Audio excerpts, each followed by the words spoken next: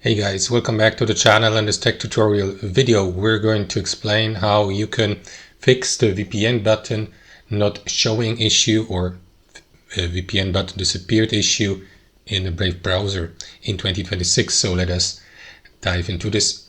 So guys, as you can see, I'm on Brave browser.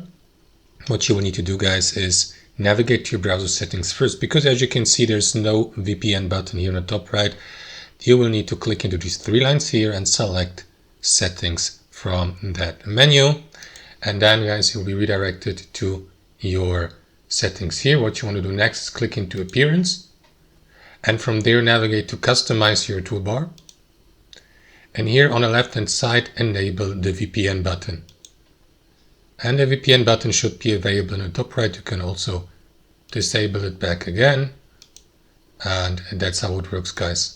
Thanks for watching, hope you enjoyed it, got some value from it, and we'll catch you later.